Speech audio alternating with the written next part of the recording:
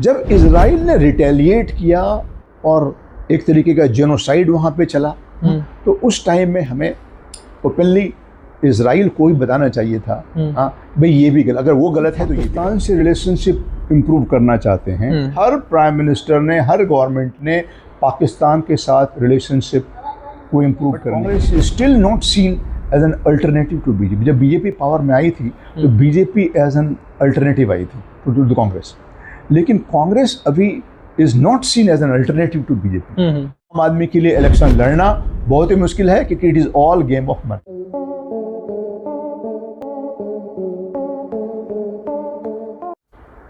नमस्कार दोस्तों, और आप देख रहे हैं संजय सिंह पॉडकास्ट। आज का एपिसोड बहुत ही खास है और इस खास एपिसोड में आप सभी का बहुत बहुत स्वागत है, क्योंकि इस एपिसोड को खास बनाने के लिए आज हमारे साथ डॉक्टर एस के झा हैं, जो कि सिविल सर्विसेज के विद्यार्थियों को पढ़ाते हैं। और ये हमारा सौभाग्य है कि आज हम उनसे इंटरनेशनल रिलेशन को लेकर वार्ता करने वाले हैं। आज आप आए दिन न्यूज़ में देखते रहते होंगे कि इज़राइल और ईरान का जो टसल चल रहा है, बहुत सारी अदर कंट्री, जैसे अभी तक हमने देखा है रसिया एंड यूक्रेन का वार चल रहा है, तो सबको लेकर आज हम वार्ता ये करने वाले हैं। और सर को बहुत अच्छा एक्सपीरियंस है इन सभी इंटरनेशनल रिलेशन को लेकर। तो सर, हम ये चाहेंगे सर आप थोड़ा सा अपने बारे में एक शॉर्ट इंट्रो देकर, जिसके बाद मैं अपना प्रश्नों का सिलसिला स्टार्ट करता हूँ। I'm Dr. S. K. Jha. I've been teaching civil services aspirants for more than last 32 years.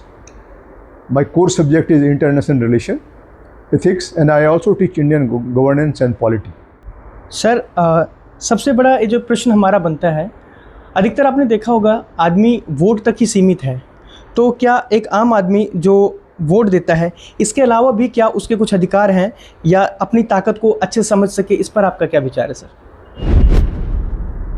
आम आदमी की ताकत तो बहुत है। yes.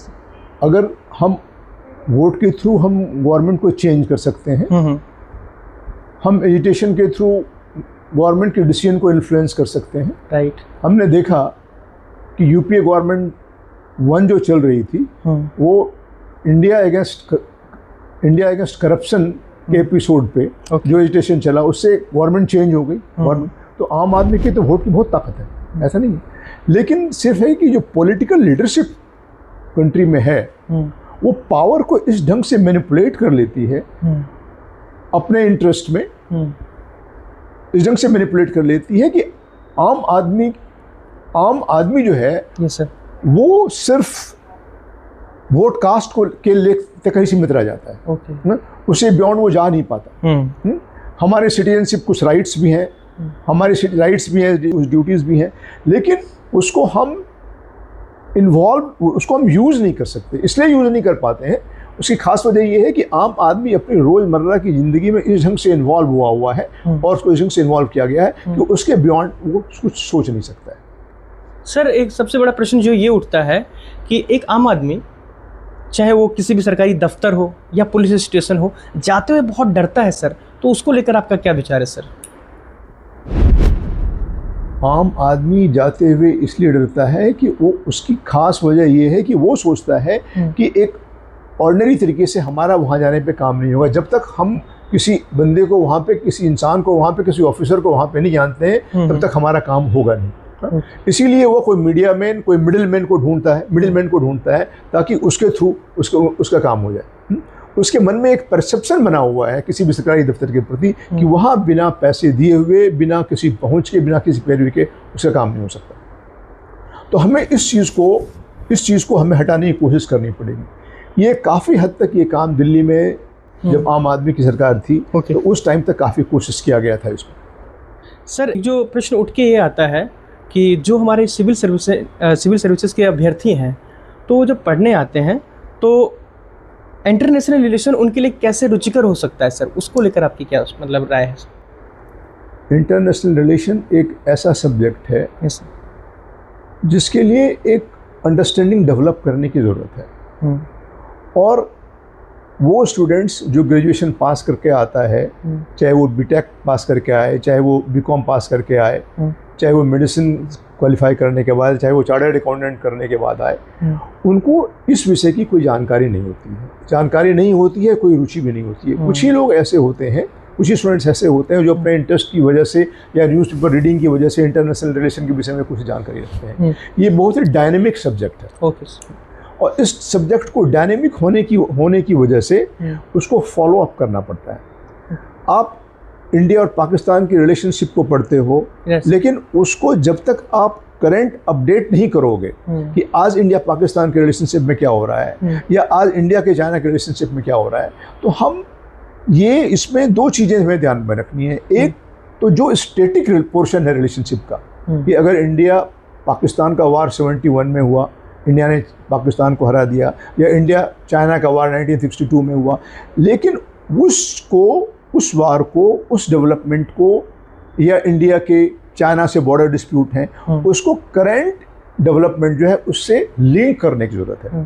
There is a need to link between the static portion and the dynamic portion. तो जब तक ये टेक्निक नहीं आएगी तब तक वो अंडरस्टैंडिंग डेवलप नहीं करेगा। और यही एक वजह है कि इंटरनेशनल रिलेशंस में ज़्यादातर स्टूडेंट्स को रुचि नहीं डेवलप कर पाते हैं, क्योंकि उनको वो अंडरस्टैंडिंग नहीं आती। सर, हम लोग जब इंडिया या अदर कंट्री की बात करते हैं तो उसमें सबसे बड़ी एक बहुत बड़ा यानी कि कंट्री निकल के आता है जो कि रशिया, और हम लोग ये कहते हैं कि वो हमारा दोस्त है।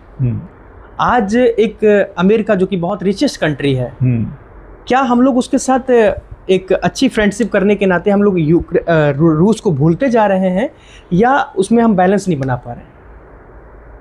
देखिए, मेन इशू ये है। Yes sir. अगर हम इंडिया, रशिया, चाइना और यूएसए, हाँ, हमें इस ढंग से देखना पड़ेगा। राइट। अगर हम इंडिया और यूएस का रिलेशनशिप अंडरस्टैंड करना चाहते हैं तो हमें रशिया को बीच में लेना पड़ेगा। अगर हम इंडिया और यूएसए का रिलेशनशिप देखना चाहते हैं तो हमें चाइना को बीच में लेना पड़ेगा। कि हम बायलैटरली किसी रिलेशनशिप को नहीं समझ सकते हैं। अगर हमें किसी रिलेशनशिप को समझना है तो उसके लिए हमें मल्टीलैटरल एंगल को लेना पड़ेगा, क्योंकि हम इंडिया यूएसए का रिलेशनशिप, इंडिया यूएसए से अगर क्लोज है तो उस यूएसए इंडिया को यूज़ करना चाहता है इंडिया और चाइना को अलग करने में, यूएसए इंडिया को यूज़ करना चाहता है इंडिया और रशिया को अलग करने में। तो उसका इंटरेस्ट ये है। तो हमें इस डायनामिक्स को समझना पड़ा। और आज के टाइम में हाँ, हमको ये मानना पड़ेगा कि an old friend is always better, an old enemy is always better than an unknown friend. हाँ, यूएसए इंडिया से क्लोज वही यूएसए है जो कि इंडिया के अगेंस्ट में 1998 न्यूक्लियर एक्सप्लोजन के बाद इंडिया के अगेंस्ट में इकोनॉमिक सैंक्शंस लगाया था। ये वही यूएसए है। और उसके बाद वही यूएसए है जो इंडिया से Indo US civil nuclear deal sign करता है। तो इसके पीछे वजह क्या है? इसके पीछे वजह यह है कि यूएस इंडिया को एक ग्रेट इकोनॉमिक पावर की तरह से देख रहा है और यूएस इंडिया को एक ग्रोइंग मार्केट की तरह से देख रहा है। यूएस को इंडिया में एक बिजनेस दिख रही है। यूएस और इंडिया का जहाँ तक रिलेशनशिप का सवाल है, इंडिया को यूएसए से रिलेशनशिप मेंटेन करने के टाइम में अपनी स्ट्रेटजिक ऑटोनॉमी जरूर मेंटेन करनी चाहिए। स्ट्रेटजिक ऑटोनॉमी का ये मतलब है कि India US relationship should not grow at the cost of India relationship with Russia. हमें ये देखना है रशिया के कॉस्ट पे हम उस रिलेशनशिप, क्यों कि यूएसए हमेशा से हमारे जो स्ट्रेटजिक इंडिपेंडेंस है उसको वैल्यू नहीं लगा रहा है। क्यों वैल्यू नहीं लगा रहा है? वो ये कहता है कि भाई हम आप पे सैंक्शंस लगाएं अगर आप रशिया से ऑयल खरीदते हो। ऐसा क्यों हो सकता है? हमारी मर्जी है, इंडिया एक सॉवरेन कंट्री है, हमारी जिससे मर्जी हम ऑयल खरीदेंगे। यूएस कौन होता है इंडिया को परमिशन देने वाला? राइट। हाँ, कि हम आपको 1 महीने की मोहलत दे रहे हैं, 1 महीने तक आप रशिया से ऑयल खरीद लो। हाँ, तो यूएस से क्यों होता है? और इसके पीछे यूएस का इंटरेस्ट है। क्यों कि रशिया ने डिसाइड किया है कि वो यूरोप को गैस सप्लाई नहीं करेगा। हाँ, ये ऑयल सप्लाई नहीं करेगा।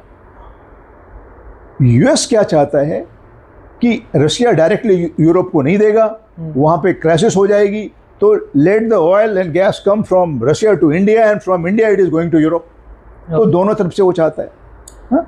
तो इसीलिए हमें अपनी स्ट्रेटेजिक ऑटोनॉमी को किसी भी सूरत में मेंटेन करके रखना है और हमें दोनों के रिलेशनशिप में बैलेंस करना है।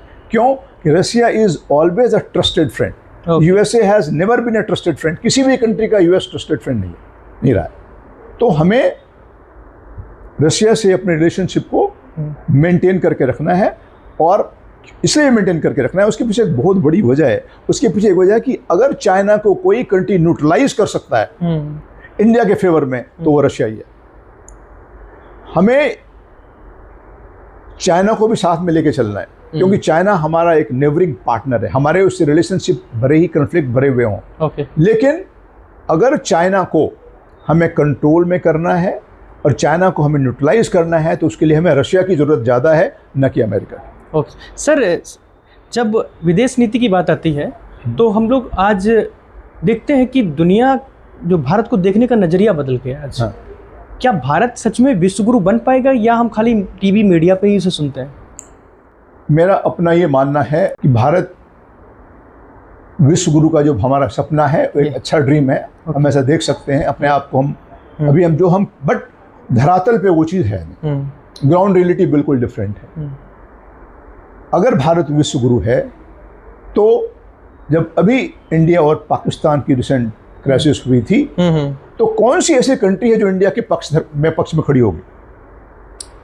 हमें क्यों पार्लियामेंट्री डेलीगेशन डिफरेंट कंट्रीज में भेजने पड़े? उसकी जरूरत क्या आन पड़ी? हाँ? अगर लोग हमारे कोई भी एक सिंगल कंट्री आप नाम बता दीजिए जो इंडिया के पक्ष में खड़ी है, तो गुरु तो वो होते हैं ना जिसके चेले होते हैं, जिसके शिष्य होते हैं, जिसके सपोर्टर होते हैं। तो कौन सा ऐसा कंट्री है जो इंडिया के पक्ष में खड़ा था? कोई भी कंट्री इंडिया के पक्ष में नहीं खड़ी थी। और जहां तक हम पाकिस्तान को आइसोलेट करने की बात करते हैं, वर्ल्ड कंट्रीज का सपोर्ट लेके ग्लोबल प्लेटफॉर्म पे हम पाकिस्तान को आइसोलेट करने की बात करते हैं, वो एक डे ड्रीम है। जब तक चाइना है, जब तक सऊदी अरबिया है, जब तक यूएसए है, तब तक पाकिस्तान को कोई भी आइसोलेट नहीं कर सकता। It is not possible to. हम सिर्फ बात करते हैं हाँ कि हम पाकिस्तान को आइसोलेट कर लेंगे ग्लोबल प्लेटफॉर्म पे सपोर्ट लेके, बट वो प्रैक्टिकल है नहीं। क्यों? कि जब तक चाइना उसके सपोर्ट में खड़ा है, चाइना का अपना ही क्लाउट है इंटरनेशनली, जब तक वेस्ट एशियन कंट्रीज उसके सपोर्ट में खड़े हैं, जब तक यूएसए उसके सपोर्ट में खड़ा है, जबकि आपने देख लिया अभी ऑपरेशन सिंदूर के दौरान क्या हुआ, हाँ, यूएसए का क्या रोल था। तो हमें ये देखना पड़ेगा कि भाई हम विश्वगुरु जो क्लेम कर रहे हैं वो वास्तविकता से परे है। सर, अभी हमने एक टशल देखा इजराइल एंड ईरान को लेकर, बहुत बड़ा, यानी कि दोनों में एक युद्ध वाली स्थिति है, और ये भी बताया जा रहा था कि शायद वर्ल्ड वॉर 3 भी हो सकता है इसको लेकर। सर, उसको लेकर भारत पे क्या इम्पैक्ट पड़ सकते हैं? अधिकतर जब भी हमारी गल्फ कंट्रीज से बात यानी कि सुनने को मिलता है टसल किसी भी कंट्री का, तो हम लोग एक चीज़ को लेकर बहुत परेशान हो जाते हैं, जो कि यानी कि हमारा पेट्रोलियम है। सो उस पर क्या आपका विचार है सर? इंडिया पे अलग अलग प्लेटफॉर्म पे इम्पैक्ट पड़ सकता है। इसके अलग अलग डायमेंशंस हैं। एक तो ये डायमेंशन है कि आपके यहाँ more than 20% of Muslim population है, और अगर गल्फ कंट्रीज इन्वॉल्व हैं, और यहाँ पे तो इसका एक वो भी एंगल है, इसका एक रिलीजियस एंगल भी है। वो एंगल ये है कि इसका हमारे, क्योंकि अभी आपने देखा कि ईरान के खुमैनी के को जो उनको एसेसिनेट किया गया, उनको जो मारा गया, उसके खिलाफ में हमारे जम्मू एंड कश्मीर में प्रोटेस्ट हुआ। हाँ, और ये प्रोटेस्ट जम्मू एंड कश्मीर में ओपनली हुआ, बट ये प्रोटेस्ट इंटरनली सब जगह चल रहा है, लोगों के मन में है। तो हमें एक तो उसका वो एंगल है कि हमारे पास एक जो 20% मुस्लिम पॉपुलेशन है जो कभी कभी वॉलेटाइल हो जाते हैं, तो एक तो उसका वो इम्पैक्ट पड़ सकता है। दूसरा इम्पैक्ट इकोनॉमिक सेंस में अगर आप लें तो वो मेजर इम्पैक्ट है, अभी आपने देख लिया कि LPG सिलेंडर्स के दाम कैसे बढ़ा दिए गए। राइट सर, ठीक, दाम बढ़ गया, वो 60 रुपीज़ पर सिलेंडर, और उससे भी कहीं ज़्यादा आपका जो कॉमर्शियल सिलेंडर है उस पर और भी ज़्यादा है। तो ये तो भी छोटा सा इम्पैक्ट है। जब ग्लोबल मार्केट में प्राइस बढ़ेगी और हम अपने मैक्सिमम एनर्जी इंपोर्ट के लिए हम उस मार्केट पे डिपेंडेंट हैं, तो और अगर ऑयल की दाम बढ़ता है, गैस का दाम बढ़ता है, तो उसका आपके हर सेक्टर पे दाम बढ़ेगा। नंबर 1। नंबर 2, आपको ये बात भी समझनी पड़ेगी कि अगर वर्ल्ड वार कहीं हो जाता है, India being a major power and India being a swing state का मतलब ये है कि इंडिया जिस कंट्री के फेवर में ज्वाइन करेगा, वो बैलेंस ऑफ पावर उसके फेवर में टिल्ट हो जाएगी, और इंडिया अपने आप को चाह के भी बिना, क्योंकि war will be thrown upon us. Right. अभी श्रीलंका में क्या हुआ, इंटरनेशनल वाटर में जो ईरान की जो शिप्स थे, और खास करके ये देखिए कि वो शिप जो इंडिया में ट्रेनिंग के लिए आई थी, हाँ, विशाखापट्टनम में ट्रेनिंग से वापस जा रही थी, उस शिप को टारगेट किया गया। तो आप ये समझ लें कि अभी अगर वार मिडिल ईस्ट में है, और वार में अगर इंडिया इन्वॉल्व हो जाता है, your economy our economy will be derailed by another 10 years, जो कि हम अभी अपने आप को क्लेम कर रहे हैं कि we are going to be third largest economy in the world. हमारे इकोनॉमी को बहुत बड़ा सेटबैक पहुंचा। ओके सर, जब इकॉनमी की बात आती है तो चाइना एक देखा जाए उभरती हुई बहुत बड़ी इकॉनमी है जो कि हमसे बड़ी है, और अगर भविष्य में चाइना एक सुपर पावर बन के आता है, और ये हमने ये देखा भी है कि चाइना जब भी हमारे बॉर्डर को लेकर यानी कि एक टसल चलता रहता है, तो उसको लेकर क्या सर आपका विचार है कि अगर वो कल को पावर में आ जाता है तो क्या हमारे बॉर्डर डिस्प्यूट बढ़ जाएंगे, या हमारे यानी कि उसको जो हम व्यापार उनसे कर रहे हैं तो उस पर रुकावट लगा देनी चाहिए? देखिए, जो बॉर्डर इशू हमारा इंडिया का और चाइना का जो बॉर्डर इशू है, यस सर, अभी हम बॉर्डर मैनेजमेंट कर रहे हैं, राइट। अभी हम उसको क्राइसिस को रिजॉल्व करने के लिए हमने कुछ नहीं किया। We have not made any serious effort to resolve, क्योंकि उसको रिजॉल्व करने के लिए कुछ है नहीं। चाइना ने ही हमारी टेरिटरी पे एक्वायर किया हुआ है। अगर कुछ एक्वायर किया हुआ है तो चाइना ने ही हमारे टेरिटरी को एक्वायर किया हुआ है। अक्साई चीन चाइना ने एक्वायर किया हुआ। चाइना आज आपको बोलता है कि जो 90,000 स्क्वायर किलोमीटर जो एरिया है अरुणाचल प्रदेश का, वो चाइना का है, वो उसको वो साउदर्न तिब्बत कॉल करता है। तो बॉर्डर इशू इंडिया और चाइना के बीच में बेसिकली बॉर्डर इशू एक्चुअली है नहीं। एक्चुअली ये इशू जो है ये तिब्बत इशू से डायरेक्टली इन्फ्लुएंस है कि चाइना का तिब्बत पे अभी ग्रिप नहीं है, क्योंकि तिब्बतियंस जो हैं वो चाइना के फेवर में नहीं है। वो चाइना का कंट्रोल वहाँ पे नहीं चाहते हैं।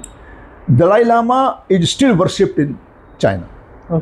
ठीक है, जब तक चाइना का तिब्बत पे कंट्रोल नहीं रहेगा, क्योंकि ये जो अरुणाचल प्रदेश का या जो बॉर्डर इशू है, ये इस बॉर्डर इशू को चाइना यूज कर रहा है हमारे ऊपर प्रेशर बिल्डअप करने के लिए। China is using this border issue to build up pressure on India. ठीक है, क्योंकि उसको ये पता है कि अगर चाइना का अरुणाचल प्रदेश पर सच्चा कोई क्लेम था, तो जब चाइना ने 62 में इंडिया को अटैक किया तो चाइना वापस क्यों चला गया? उसके पास तो पावर थी, वो तो यहाँ रुक सकता था, अरुणाचल प्रदेश को उस समय में एक्वायर कर लेता। तो चाइना वापस क्यों चला गया? तो चाइना को पता है कि अरुणाचल प्रदेश इंडिया का पार्ट है और इंडिया का पार्ट रहेगा, लेकिन चूंकि वहाँ पे ह्यूज तिब्बतियन पॉपुलेशन है, चाइना अभी भी सस्पेक्ट कर रहा है कि इंडिया कभी भी तिब्बत को सपोर्ट कर सकता है। तिब्बत को China is a very suspicious country. तो चाइना का नेचर बहुत, वो किसी भी कंट्री को वो ट्रस्ट नहीं करता है, वो किसी भी कंट्री को ट्रस्ट नहीं करता है। और उसकी पॉलिसी यही है कि जब तक उसका तिब्बत पे पूरा कंट्रोल ना हो जाए, तब तक वो इस इशू को, अरुणाचल प्रदेश के इशू को, बॉर्डर इशू को अलाइव करके रखे। क्यों? कि दलाई लामा अभी इंडिया में है, गवर्नमेंट इन एक्साइल चल रही है उनकी, और उनको पूरा सपोर्ट इंडियन गवर्नमेंट का पूरा सपोर्ट है। इसीलिए वो ये सस्पेक्ट कर रहा है कि कभी भी इंडिया तिब्बत में रिवोल्ट कर सकती है। उसका ये है कि इंडिया कभी भी तिब्बत में रिवोल्ट कर सकती है, और उस चीज़ वो जब तक उसका तिब्बत पे पूरा कंट्रोल नहीं होगा, ये बॉर्डर इशू चलता रहेगा।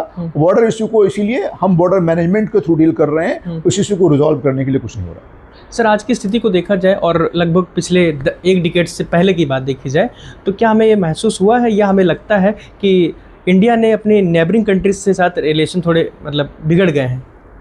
इंडिया और का रीजन क्या है सर उसका बिगड़ने का? इंडिया का नेबरिंग कंट्रीज से हमारी जो नेबरहुड फर्स्ट पॉलिसी थी, एनएफपी नेबरहुड फर्स्ट पॉलिसी जो थी,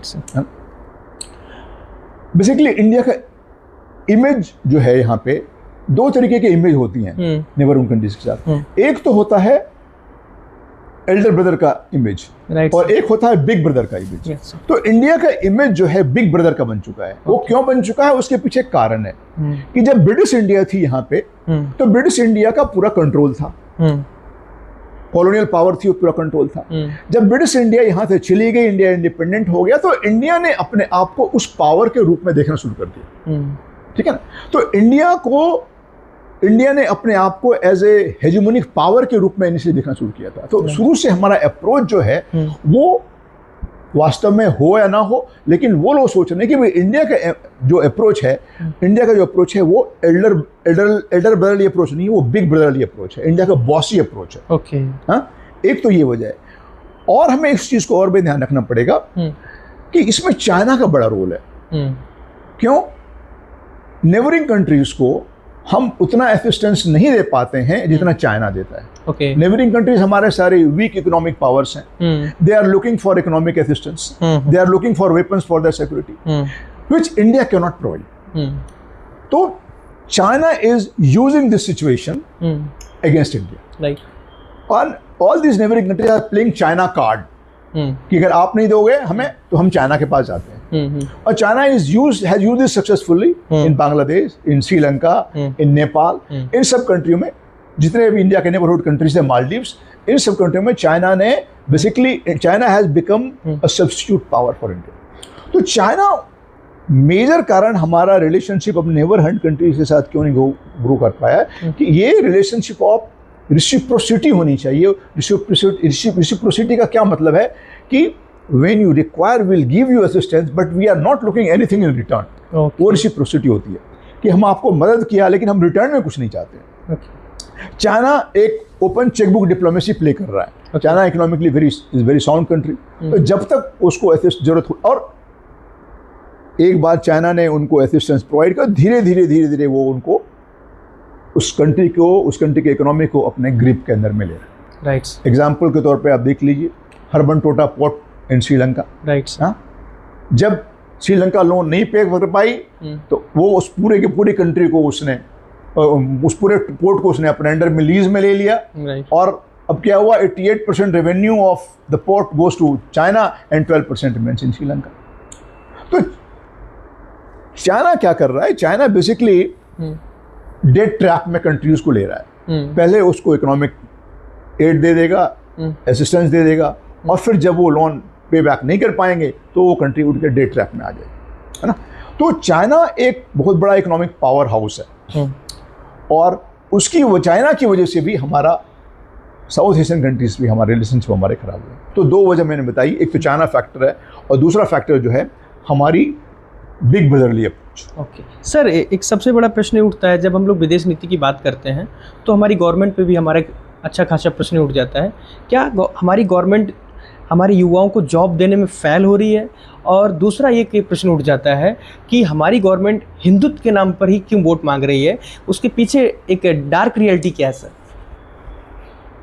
ये एक पॉलिटिकल क्वेश्चन है। Yes sir. हमें इस बात को इस ढंग से समझना पड़ेगा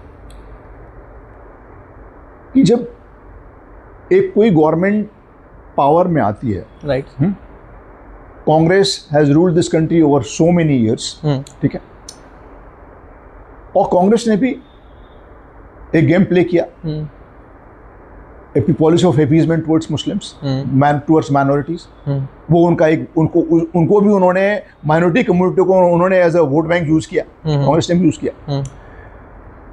what has brought the current government, the BJP government into power is the politics of polarization।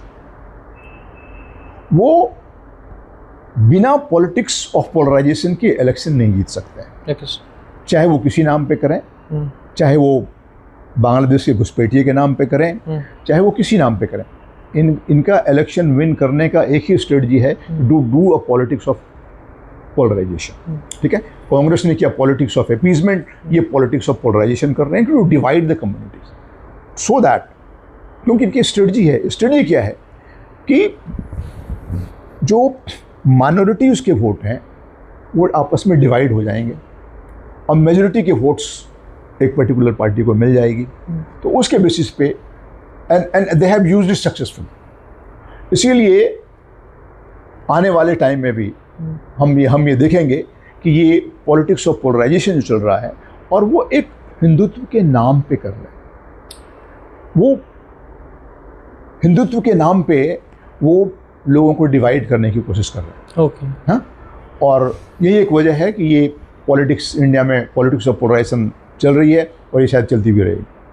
Sir, जब हम लोग यानी कि सरकार और राजनीति की बात करते हैं तो एक शिक्षित युवा की भी इमेज हमारे दिमाग में आती है, लेकिन जब इमेज आती है तो उसको लेकर एक सबसे बड़ा प्रश्न ये उठता है कि हमारे जो शिक्षित युवा है, अगर वो किसी भी पार्टी में एक एज ए लीडर के तौर पे आना चाहता है, इलेक्शन में आना चाहता है, तो उसके लिए पैसा कितना रोल अदा करता है और उसकी फेस वैल्यू कितनी यानी कि रोल अदा करती है?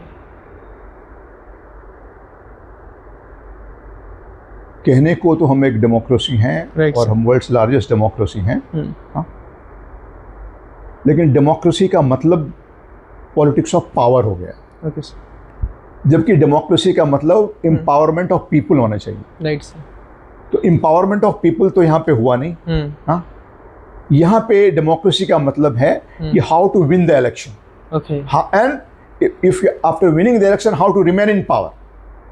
ठीक है, तो सारे डेमोक्रेसी का हम डेमोक्रेसी को किस तरीके से देख रहे हैं? हम डेमोक्रेसी को as a form of government देख रहे हैं, as a form of representative government देख रहे हैं, जबकि डेमोक्रेसी का मतलब है power of the people. Democracy का मतलब एम्पावरमेंट, तो वो एम्पावरमेंट तो भी नहीं। हाँ, तो अगर जो पार्टी पावर में है, जो पार्टी पॉलिटिकल पावर में है, जब तक वो अपने पावर को एम्पावरमेंट ऑफ पीपल के लिए यूज नहीं करेंगे, लोगों को एम्पावर करने के लिए यूज नहीं करेंगे, लोगों को जॉब देने के लिए यूज नहीं करेंगे, लोगों को अपॉर्चुनिटीज देने के लिए यूज नहीं करेंगे, तब तक ये सब चलता रहेगा। और जहां तक ये प्रश्न है कि क्या आज का युवा आगे आ सकता है, वो युवा आ सकता है, लेकिन जो यहाँ पे जो डेमोक्रेसी है is based on political parties. और इस पॉलिटिकल पार्टीज में आप ये देख लें कि कितने आपको कोई बहुत ही रेयरली एग्जाम्पल मिलेंगे कि जो ग्रास रूट लेवल के वर्कर्स हैं वो कभी ऊपर आए हों। Right sir. हाँ, यहाँ पे बेसिकली अगर हम ये कहते हैं तो एक तरीके से जब हम डायनेस्टिक पॉलिटिक्स की बात करते हैं, हाँ, तो डायनेस्टिक पॉलिटिक्स चलती है, चाहे किसी भी पार्टी में हो, चाहे वो कांग्रेस में हो, चाहे बीजेपी में हो, चाहे वो लोकल रीजनल पार्टीज में भी हो। हमेशा से जो पॉलिटिकल लीडरशिप है with in A political party, ये बेसिकली चल रही है डायनेस्टिक। तो मेरी समझ में तो ये आता है कि आम लोगों के लिए लोग पॉलिटिक्स में आना भी पसंद नहीं करते हैं। क्यों आना पसंद नहीं कर सकते? उनको पता है कि हम आगे तक हम पहुंच ही नहीं पाएंगे। आम आदमी के लिए इलेक्शन लड़ना बहुत ही मुश्किल है क्योंकि it is all game of money. Sir, एक सबसे बड़ा जो प्रश्न उठता है, अभी इन दिनों हम देख रहे हैं कि बीजेपी एक फेस के ऊपर लड़ती है, जो हम कहते हैं कि हमारे माननीय प्रधानमंत्री नरेंद्र मोदी जी हैं। कांग्रेस कॉन्स्टिट्यूशन को लेकर लड़ती है। क्या लगता है सर, अगर आने वाले समय में क्या हम ये देख सकते हैं कि राहुल गांधी एक प्राइम मिनिस्टर हमारे इंडिया के हो सकते हैं? अगर हो सकते हैं तो उनकी क्या क्या मतलब स्ट्रेटजी रहेगी कंट्री को लेकर? क्या वो हमारे कंट्री के जितने भी रिलेशन आज बिगड़े हुए हैं उनको इम्प्रूव कर भी पाएंगे या उससे भी बदतर दशा हो सकती है? अगर आप पर्सनल ओपिनियन पूछें तो कांग्रेस पार्टी पावर से गई क्यों? कांग्रेस पार्टी इसीलिए पावर से गई तो उन्होंने कुछ गलतियां की होंगी, तभी वो पावर से गई है। जहाँ तक राहुल गांधी का प्रश्न है और जहाँ तक हम उसको नरेंद्र मोदी से हम कंपेयर करने की कोशिश करें, दोनों का स्टाइल अलग अलग है। नरेंद्र मोदी का एक अलग स्टाइल है। नरेंद्र मोदी एक पर्सनैलिटी कल्ट के बेसिस पे लड़ रहे हैं। उन्होंने एक अपनी इमेज बनाई हुई है, एक परसेप्शन, और उनके विषय में लोगों ने एक परसेप्शन बनाया हुआ है।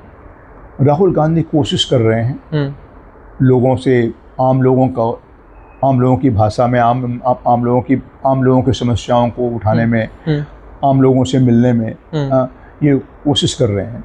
वो भी पॉलिटिक्स ऑफ एग्रेशन कर रहे हैं, लेकिन इस वक्त में मासेस जो हैं राहुल गांधी को या कांग्रेस को बीजेपी का अल्टरनेटिव तो नहीं मान रही है। आगे आने वाले शब्दों में क्या हो, सालों में क्या होगा पता नहीं, but Congress is still not seen as an alternative to BJP. जब बीजेपी पावर में आई थी तो बीजेपी एज एन अल्टरनेटिव आई थी टू कांग्रेस, लेकिन कांग्रेस अभी is not seen as an alternative to BJP.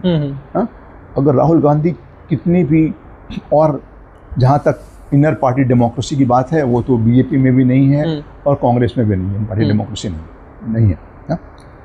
क्योंकि कोई भी स्टेट का चीफ मिनिस्टर वही बनेगा जिसको नरेंद्र मोदी चाहेंगे या जिसको अमित शाह चाहेंगे। हाँ, और कांग्रेस में भी चीफ मिनिस्टर वही बनेगा जिसको राहुल गांधी या सोनिया गांधी चाहेंगे, वही बनेगा। तो उस चीज़ का हमें, बट अभी Congress is not seen as an alternative to BJP. तो आने वाले समय में क्या होगा, कई सालों में क्या होगा, ये हम नहीं कह सकते। बट जो करंट गवर्नमेंट पावर में है, it is suffering from the crisis of overconfidence. Okay, sir. Suffering from the crisis of overconfidence, और ये एक नैरेटिव पे चल रही है, एक डिस्कोर्स बना के चल रही है। Yes. हाँ, वो डिस्कोर्स सही नहीं भी है, एक मीडिया में एक इमेज क्रिएट किया जा रहा है ना, उसके बेसिस पे चल रही है। ये कितने टाइम तक चलेगा ये हम नहीं कह सकते। सर, एक सबसे बड़ा जो प्रश्न उठता है जब भी हम इंडिया और अब्रॉड कंट्रीज़ की बात करते हैं, तो हमारा एक बहुत पड़ोसी देश जो पाकिस्तान, जो कभी हमारा पार्ट रहा सर, आज हम या पिछले जो समय बीता, ये देखने को मिलता रहता है कि हमें आतंकवाद का सामना करना पड़ रहा है। कभी हमारे कंट्री में पहलगाम हो जाता है, तो कभी पुलवामा अटैक हो जाता है। हमारी बहू बेटियां भी अगर देखा जाए तो किसी एंगल से देखा जाए तो कहीं सुरक्षित नहीं है। और लाल किले पे भी हमें कुछ दिन पहले ही देखा, बॉम्बार्डिंग हुई। क्या लगता है, हमारा आम जन नागरिक जो भारत का है वो सुरक्षित है या नहीं है? ये जो आतंकवाद का दिन प्रतिदिन हमें यानी कि सामना करना पड़ रहा है, हमारे पाकिस्तान के साथ रिलेशन सुधरेंगे भी कि नहीं? हमारी गवर्नमेंट की क्या स्ट्रेटजी है सर उसको लेकर? आपका क्या विचार है सर? दो चीज़ है, हम पाकिस्तान से रिलेशनशिप इम्प्रूव करना चाहते हैं और हर गवर्नमेंट ने चाहे कांग्रेस की गवर्नमेंट रही हो या बीजेपी की गवर्नमेंट रही हो या बीच में जनता दल की गवर्नमेंट, कोई भी गवर्नमेंट पावर में रही हो, हर प्राइम मिनिस्टर ने, हर गवर्नमेंट ने पाकिस्तान के साथ रिलेशनशिप को इम्प्रूव करने की कोशिश की है। लेकिन वो रिलेशनशिप इम्प्रूव नहीं हो पा रहा है। उसके पीछे दो वजह है। अगर हम अभी करंट गवर्नमेंट को छोड़ दें, हम पीछे की हम बात लें, तो उसके पीछे दो, एक मेन वजह ये है क्योंकि पाकिस्तान का एग्जिस्टेंस जो है वो कश्मीर इशू को, कश्मीर को लेके ही है। क्यों?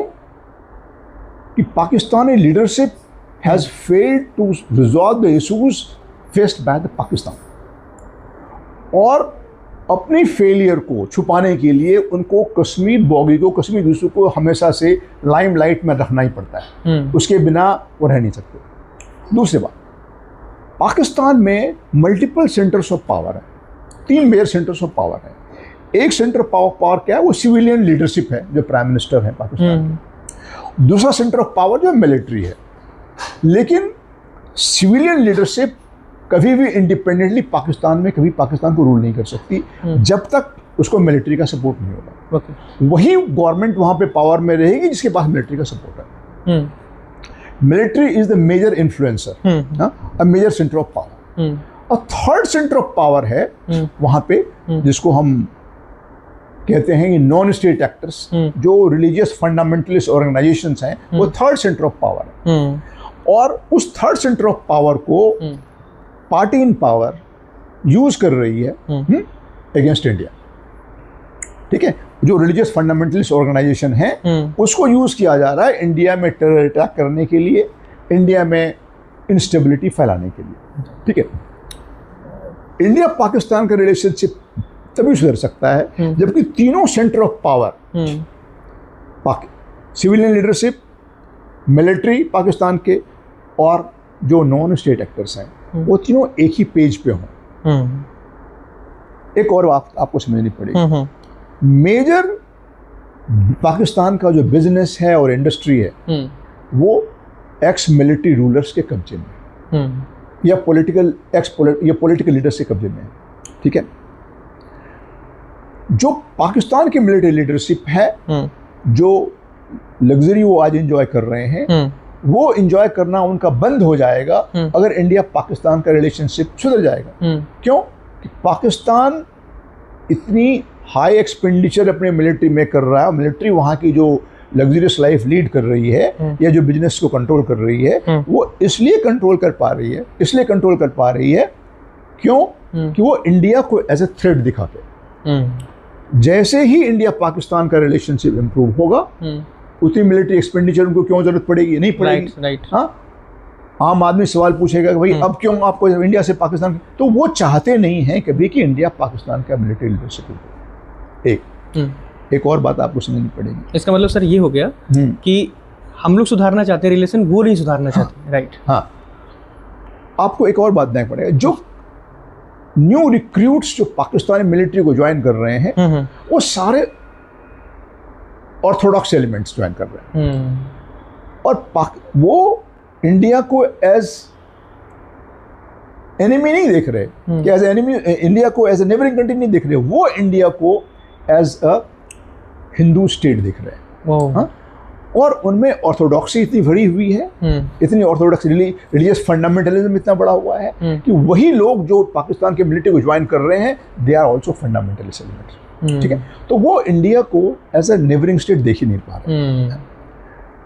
तो रिलेशनशिप इंप्रूव तभी होगा जब तक पाकिस्तान की मिलिट्री नहीं चाहेगी। राइट। क्यों कि सिविल लीडरशिप, इवन पाकिस्तान का कोई लीडर, अगर आप 2014 का एग्जाम्पल लें, जब नरेंद्र मोदी प्रधानमंत्री बने थे और नवाज शरीफ यहाँ पे आए थे, बिल्कुल डिसीजन लास्ट मोमेंट में हुआ। क्यों कि पाकिस्तान के मिलिट्री रूलर ने वो कंफर्मेशन नहीं दिया था। दूसरा एग्जाम्पल आप लें, जब कारगिल अटैक हुआ इंडिया पे, तो जब इंटरनेशनल मीडिया ने नवाज शरीफ से पूछा कि ये आपने क्या किया, बोला मुझे तो इसका मालूम ही नहीं था। जब प्रधानमंत्री अटल बिहारी वाजपेयी ने उस समय के प्रधानमंत्री मुझे कॉल किया कि आप ये कारगिल अटैक हुआ है, तब मुझे पता चला। एक कंट्री का प्रधानमंत्री ये कह रहा है और कारगिल अटैक हो चुका है और उसको पता नहीं है इस बात का। तो मिलिट्री कितनी पावरफुल है वहाँ पे, इस बात को आपको समझना पड़ेगा। तो और एक और चीज़ मैं इसमें जोड़ना चाहूँगा कि रिलेशनशिप दो कंट्री का इम्प्रूव होता है जब तक आपस में ट्रेड ना हो। हमारा पाकिस्तान से कोई ट्रेड नहीं है। ओके। और ट्रेड पाकिस्तानी मिलिट्री चाहती नहीं है कि कभी इंडिया और पाकिस्तान का ट्रेड हो। क्यों कि अगर ट्रेड हो गया, रिलेशनशिप इंप्रूव कर गए, तो हमारा क्या होगा। ओके। तो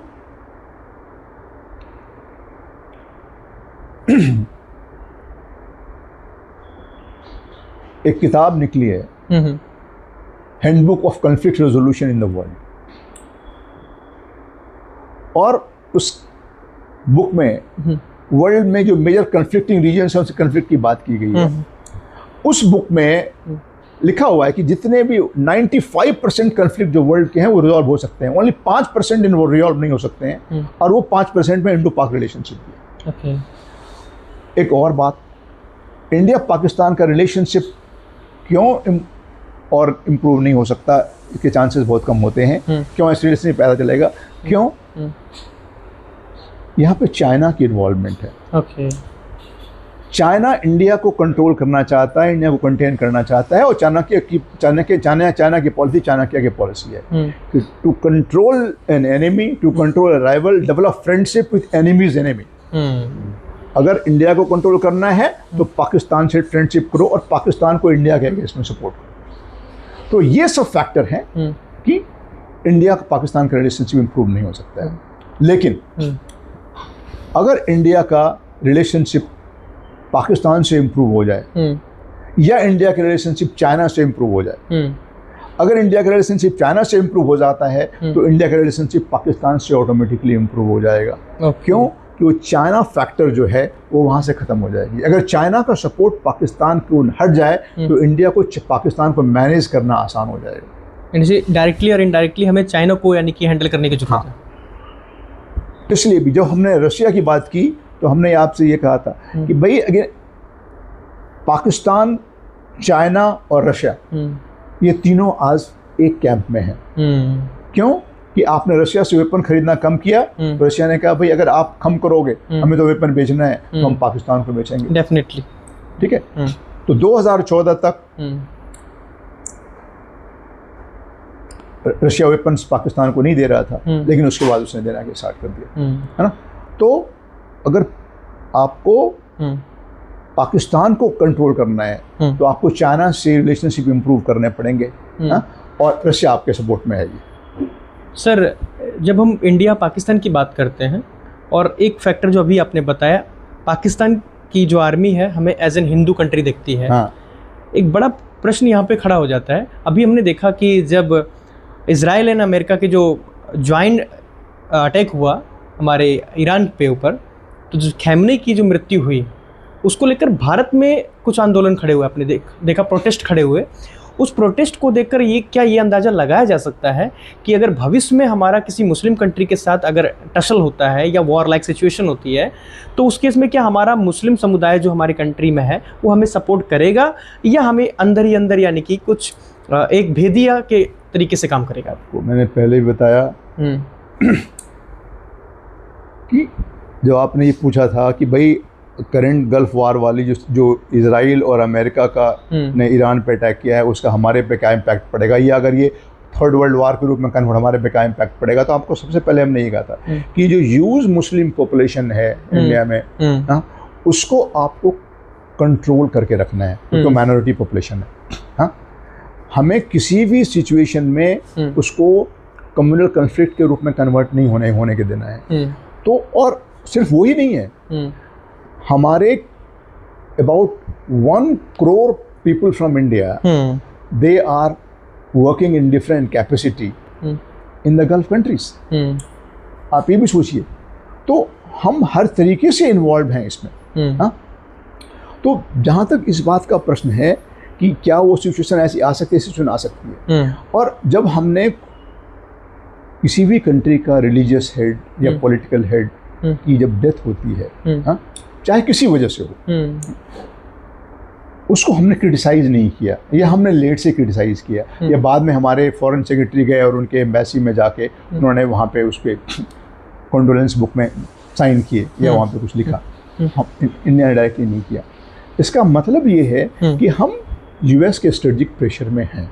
ओके, हम यूएस के यानी कह सकते हैं कि हम यूएस की प्रेशर के अंतर्गत हम आ रहे हैं। हाँ, क्योंकि अटैक यूएस और इजराइल ने, और हमारा इजराइल के साथ भी अच्छा रिलेशनशिप है। राइट, हमारा, क्योंकि इजराइल हमारा एक डिफेंस पार्टनर है, वहाँ से बहुत सारे डिफेंस इक्विपमेंट, सर्वेलेंस इक्विपमेंट्स हमारे पास आ रहे हैं, है ना।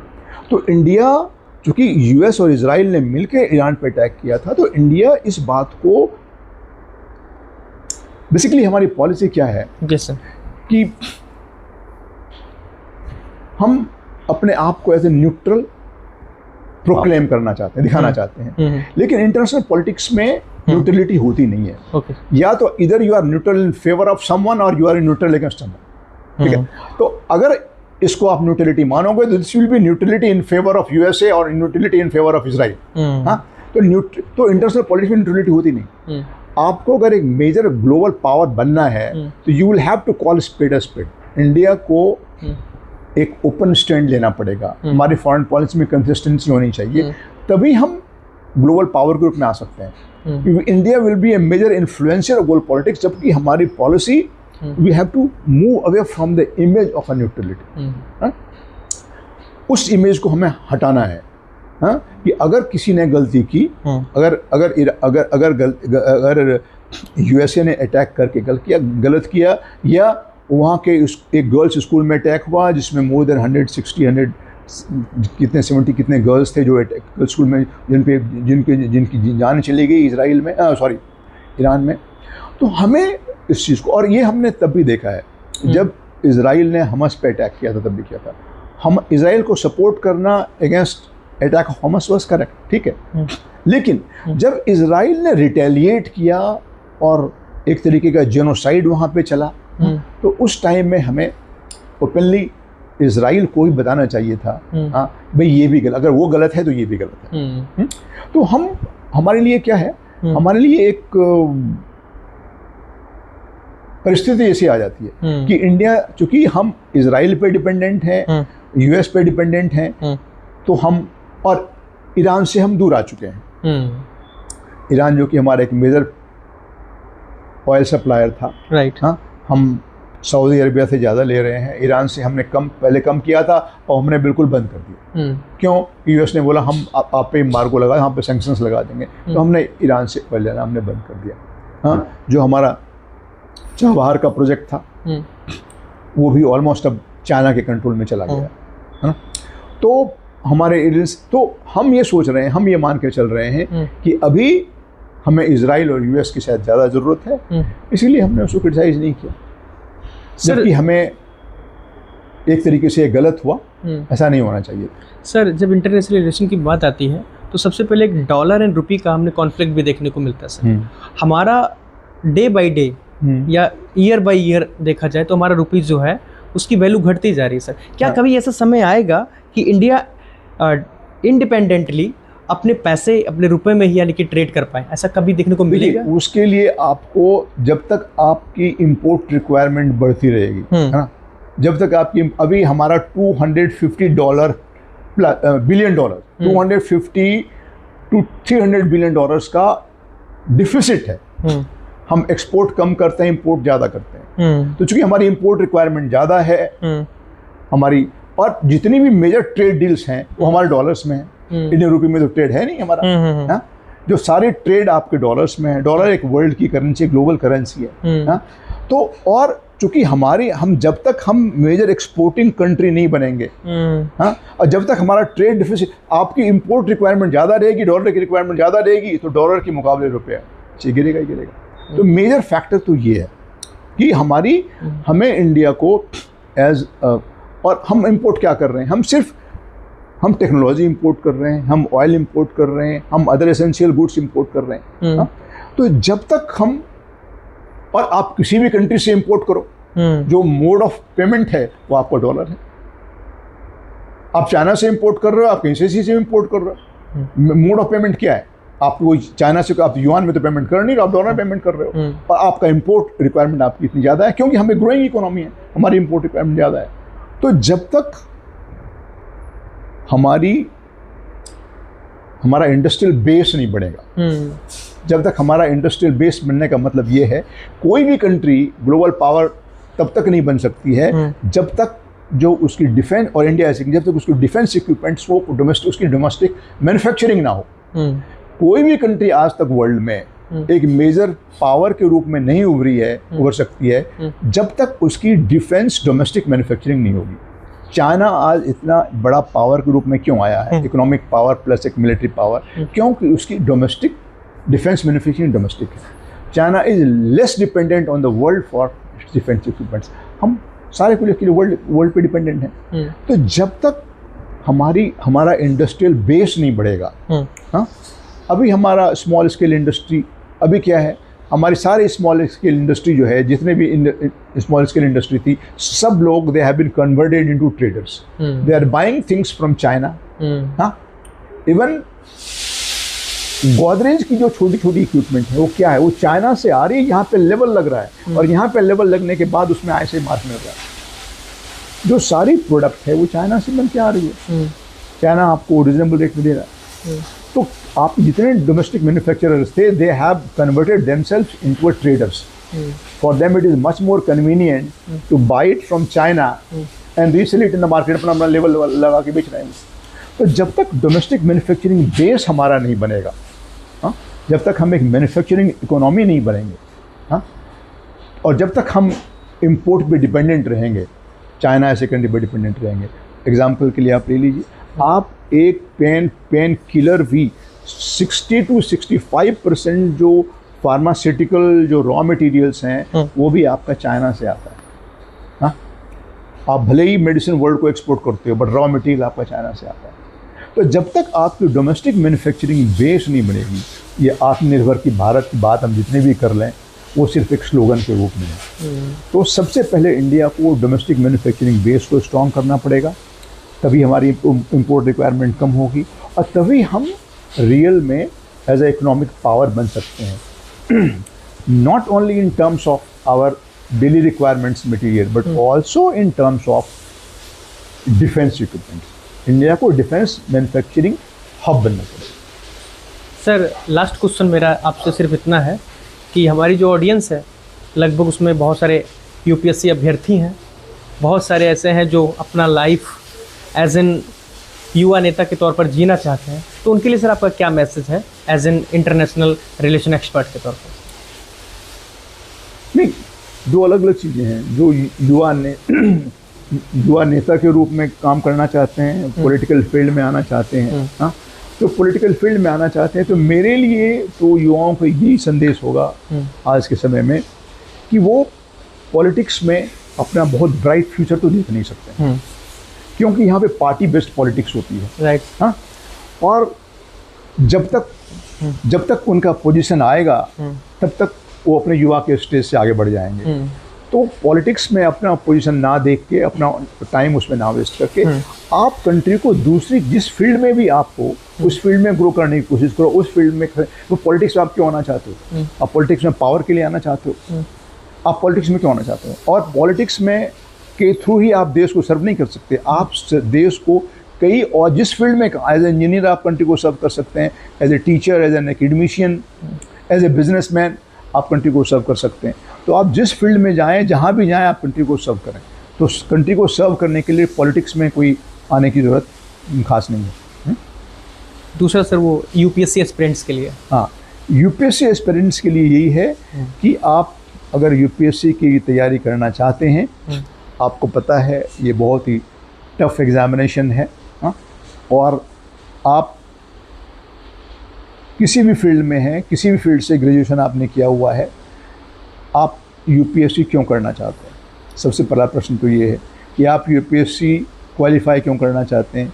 तो आप अगर क्वालिफाई इसलिए करना चाहते हैं कि आप को स्टेटस चाहिए, आपको पावर चाहिए, या आप में एक जुनून है कि आप कंट्री को सर्व करेंगे। मैं कहा कंट्री को सर्व आप कहीं से कर सकते हैं, लेकिन यूपीएससी अगर आप क्वालिफाई करना चाहते हैं तो आपको दिमाग में ये बात को लेके चलनी पड़ेगी, जो मेरा अपना एक्सपीरियंस है कि ये एक बहुत ही चैलेंजिंग एग्ज़ामिनेशन है। और कई सारे गोल को आप एक साथ लेके चलते हैं कि मैं बैंक पीओ का भी एग्ज़ाम दे दूंगा, मैं आरबीआई का भी एग्ज़ामिनेशन दे दूंगा, और साथ में मैं स्टेट सर्विसेज भी दे दूंगा और यूपीएससी भी एग्ज़ाम दे दूंगा। तो ये बहुत ही difficult, to be very frank, ये होने वाला है। आपको अगर यूपीएससी देना है तो आपको कम से कम 2 साल तक या 3 साल तक आप सिर्फ वही फोकस लेके चलें कि आप सिर्फ यूपीएससी की तैयारी करें और किसी भी चीज़ में से अपने आप को डिस्ट्रैक्ट ना करें। अगर आप अपने आप को डिस्ट्रैक्ट किसी और एग्जामिनेशन में या किसी और फील्ड में करते हैं तो ये होने वाला नहीं है, क्योंकि इसमें बहुत ही डेडिकेशन की ज़रूरत है। मैं ये नहीं कहता कि इंटेलिजेंट होने की ज़रूरत है, मैं बहुत ही डेडिकेशन की ज़रूरत है। उसके बाद भी कोई सर्टेनिटी नहीं है, क्योंकि ये 3 लेग का एग्जामिनेशन है। आप प्रीलिम्स करेंगे, फिर मेंस करेंगे, फिर आप इंटरव्यू में जाएंगे, 3 लेग में जाएंगे, और किसी भी लेग में अगर आप रह गए, आप लास्ट लेग में रह गए तो रह गए। और मैं डिस्करेज नहीं कर रहा, मैं आपको इस बात से आगाह कर रहा हूँ कि आज से 5 साल के बाद, 6 साल के बाद आप में ये रिपेंटेंस ना हो कि मैं इसको छोड़ के कुछ और कर लेता तो शायद मेरी ज़िंदगी बन जाती। तो इसीलिए इसमें अपनी अगर आप लगाएं तो 3 साल तक आप इकोनॉमिकली इतने साउंड हों, आपको इकोनॉमिकली इतनी बैकिंग हो कि 3 साल तक आप इंडिपेंडेंटली इसमें लग के आप ट्राई कर सकते हैं। तो आप कोशिश ज़रूर करें।